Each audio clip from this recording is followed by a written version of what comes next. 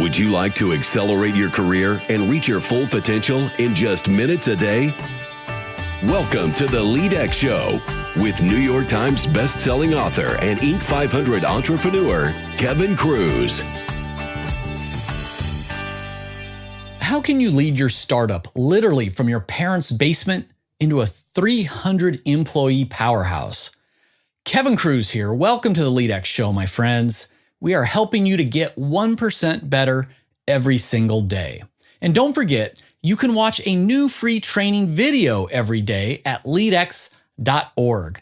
Recent topics have been on ways to double your productivity, how to motivate your team members, and even secrets to authentic leadership.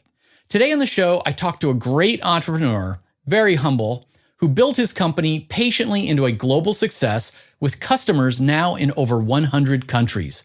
We talk about culture as strategy, defining your value by deciding who you are not for, and what it was like when after 2 years of being in business, they were still only making $1,000 a month.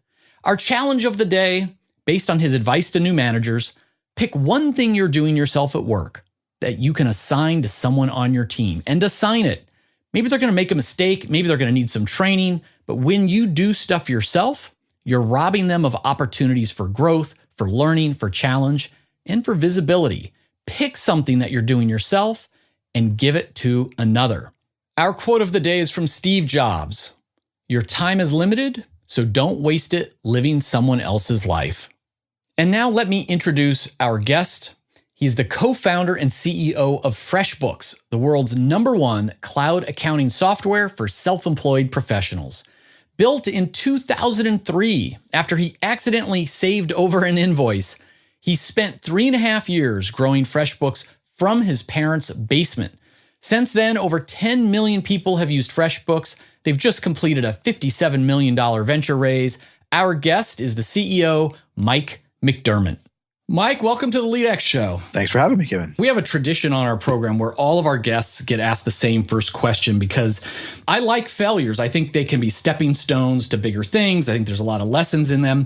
So I'm hoping you'll start by, telling me a story of one of your best failures and what did you learn from it?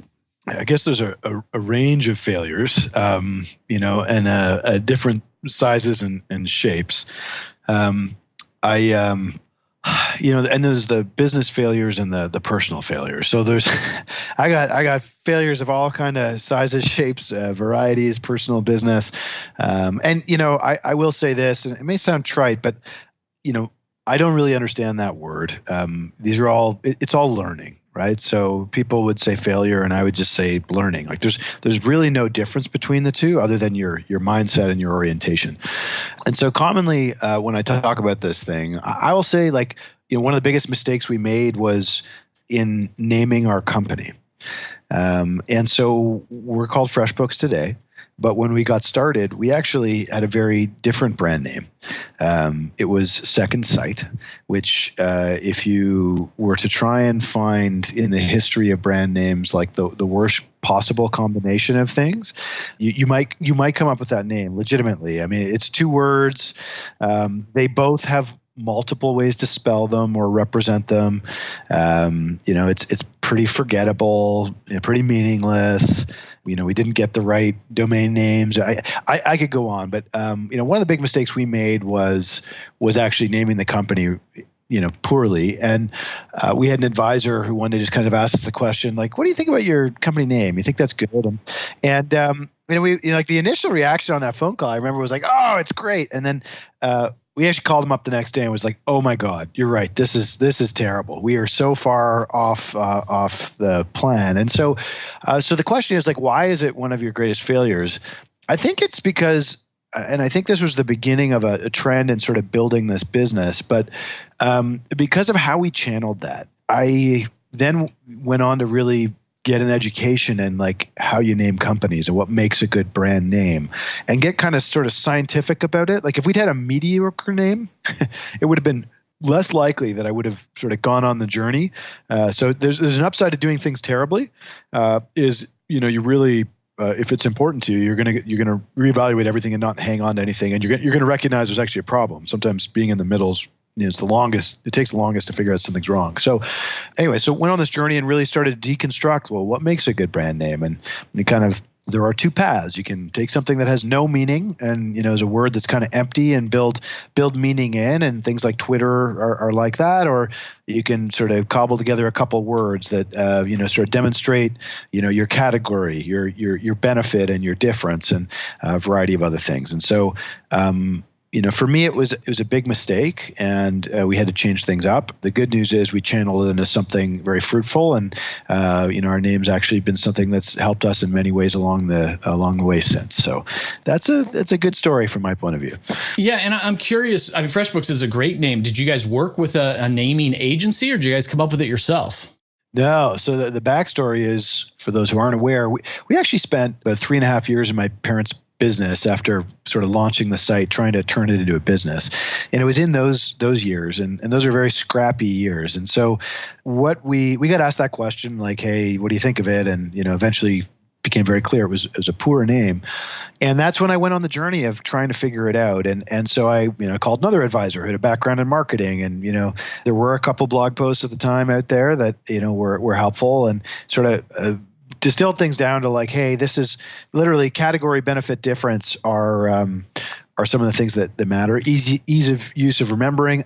I developed some personal opinions. Like, I actually believe harsh consonants are actually really powerful things to have in a name, because they kind of pound their way into your head and they're memorable.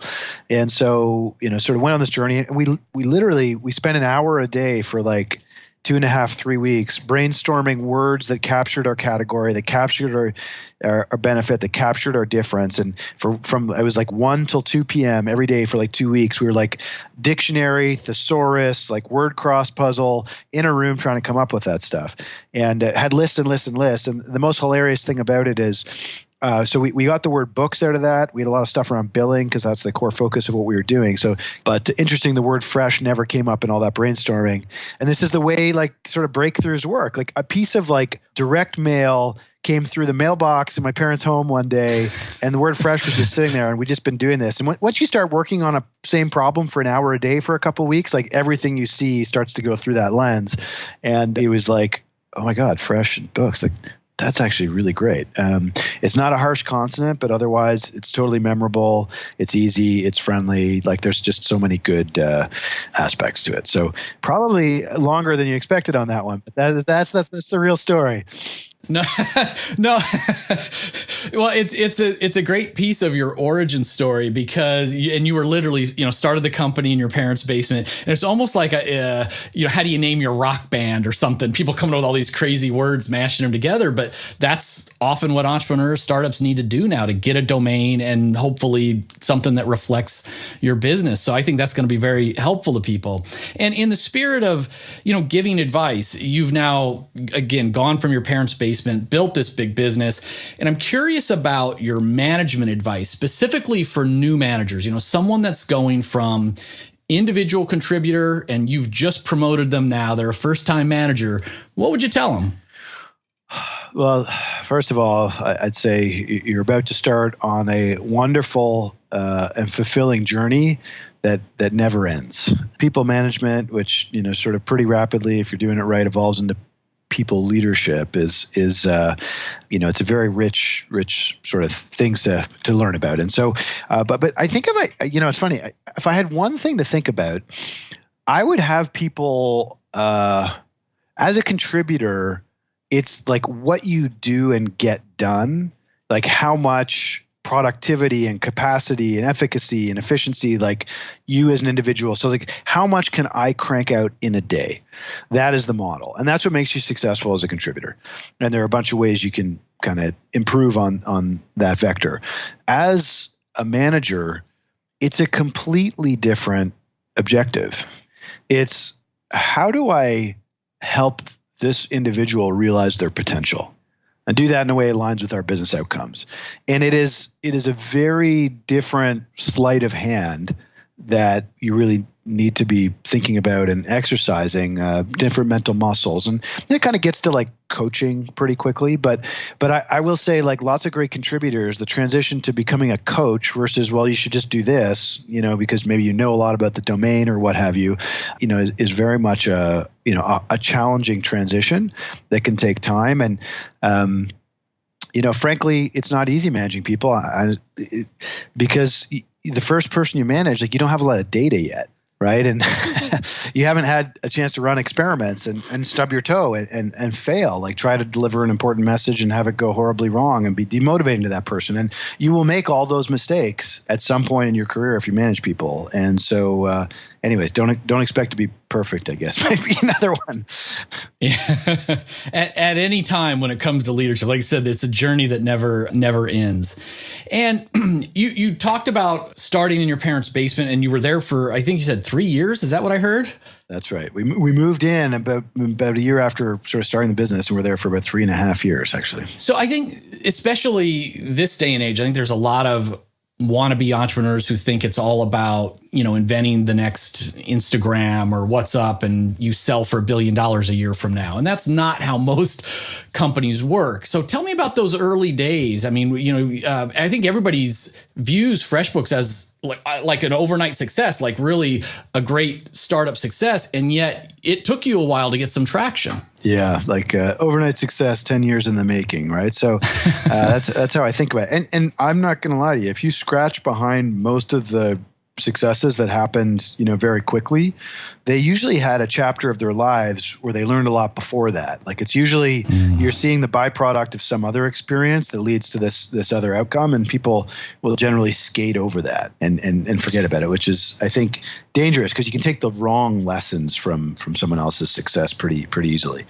I'm going to ask you to just sort of remind me what the question was there. So, yeah, well, your early days, because again, I think you had some patience and tenacity in your early days. You did not immediately take off. And also, for our listeners, we were talking before we started recording that, I sort of admire what you've done because there were already some big name or commonly known names, entrenched competitors out there. So you had the moxie to say, hey, we can go into this space, but it wasn't like you had 1,000 customers after your first month or anything.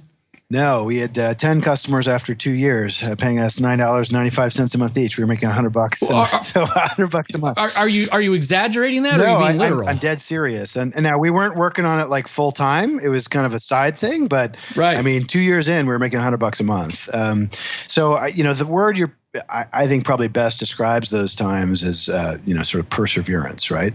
And I think what we did a really good job of in those early days was we derived satisfaction from things that were non-monetary and numerical. So, talking with our customers, FreshBooks is, one of the world's greatest service organizations. Think of us like Rackspace or Zappos, and we compete with them and win awards ahead of them when we do. Like that, we've always derived enormous satisfaction from speaking with our customers. And that was literally like fuel, because people are telling us they liked it. We hadn't figured out everything yet, like how to market it, at a higher scale, how to price it correctly. There's lots of stuff we hadn't figured out, but people liked the product. And so that counted for a lot and did keep us going. And, we enjoyed each other's company and we were scrappy and kind of figuring things out. And I think that all those things, like, that's the DNA. It's a great starting place. Add time and perseverance and you can really sort of get somewhere. So, that's kind of a window into those early years.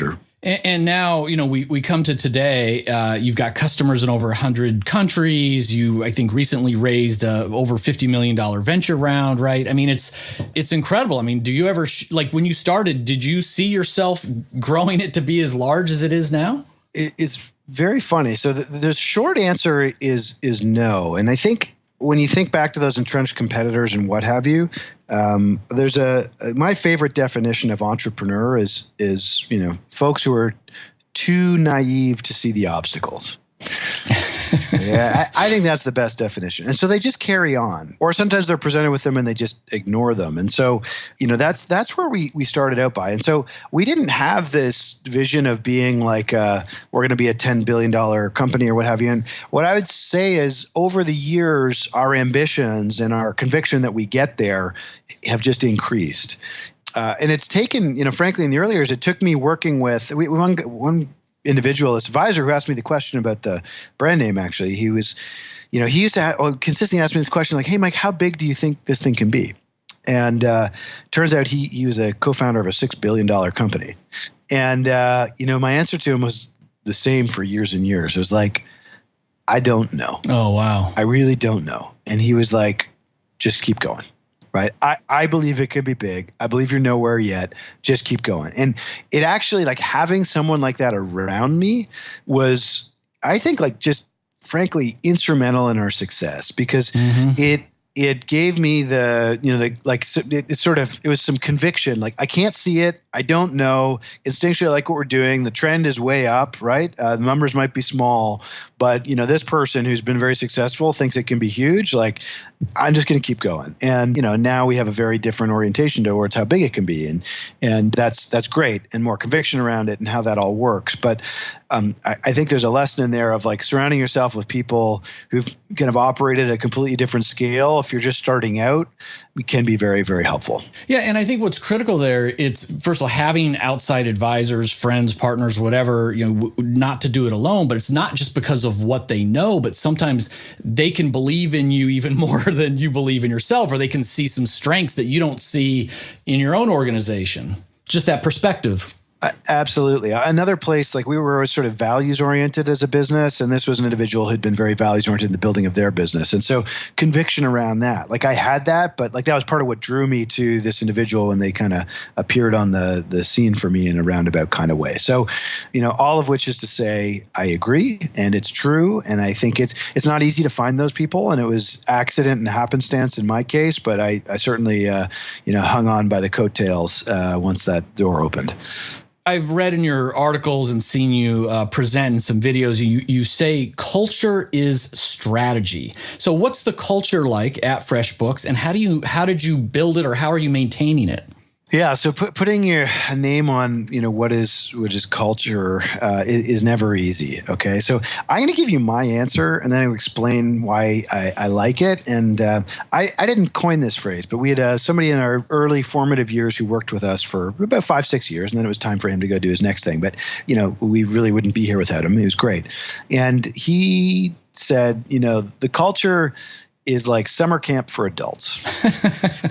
And so let me tell you why I think that's a good handle. It is first of all, maybe it's not surprising, because the only place I've ever worked before really was a summer camp.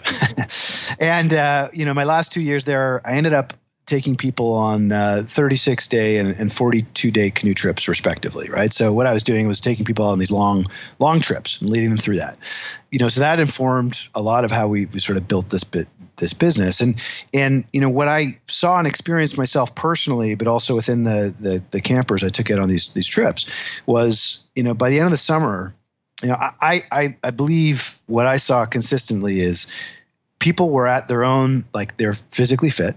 They're mentally fit. Their self-esteem is, like, super high. Like, kids coming back to school after the summer, like, they're at their peak if they like, by and large. Now, people have terrible summers and all those kinds of things, but often it's like you're at this kind of, like, peak, emotional awareness, confidence, all this kind of thing. And so it's in that, and that's where you're probably, because you spent the whole summer challenging yourself in new and different ways and getting good feedback and being outdoors and, all these things they just mean people are kind of in their best versions of themselves. And so when I hear like that, and that's what I want for everyone who comes. And actually, great places to work. It's the thing that Fortune 500 companies do to be, best number one, and everyone fights over that stuff. We were the top company under 1,000 employees in 2015, number 4 in 2016.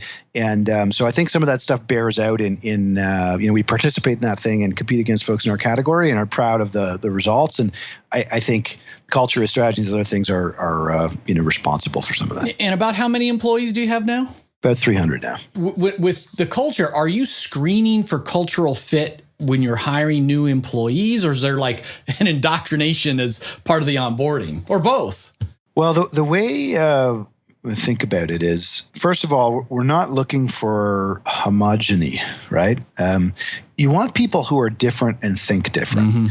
But what you do want, and so the way I think of it is like every person should be additive in some way. They should bring something different. And I love quirky people, right? Like, give me more quirky, give me more zany, give me more, just kind of out there.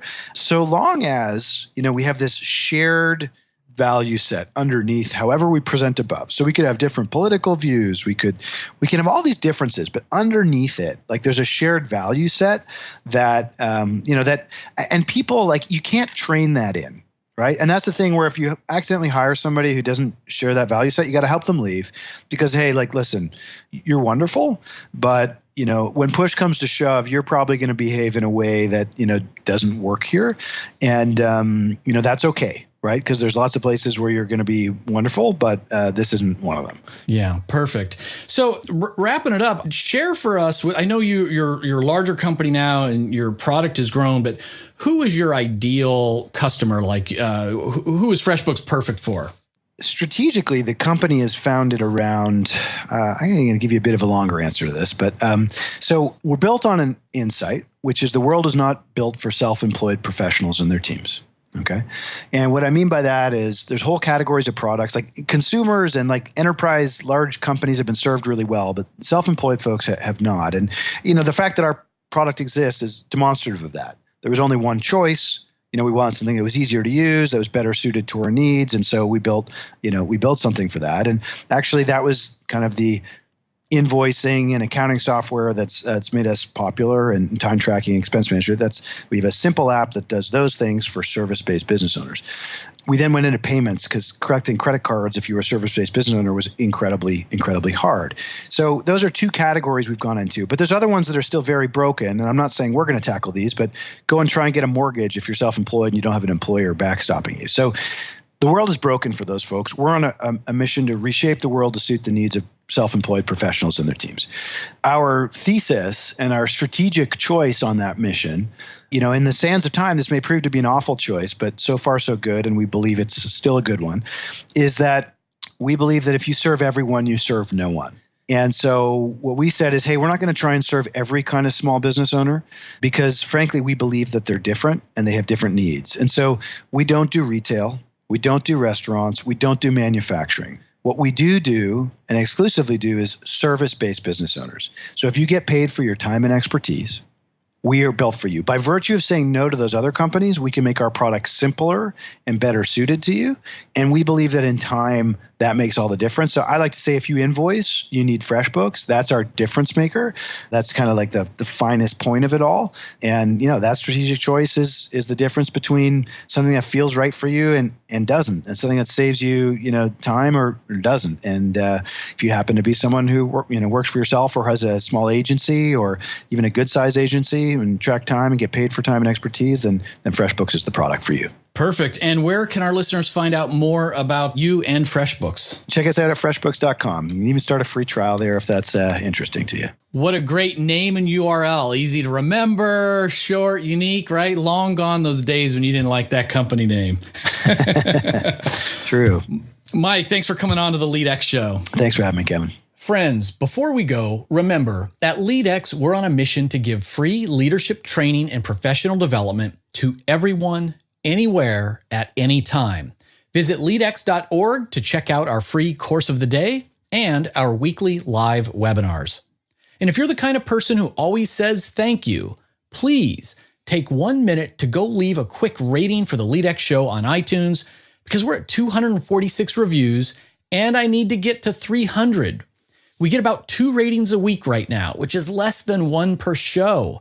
My heart is breaking.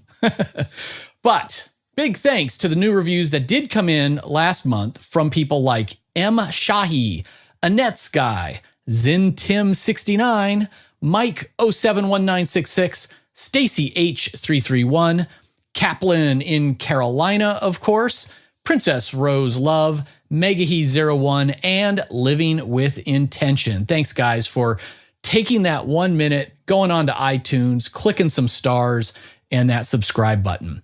Remember, until next time, leadership isn't a choice. Leadership is influence, and we influence all of the time, at work, at home, and in our communities. Today, lead mindfully. Lead with intent.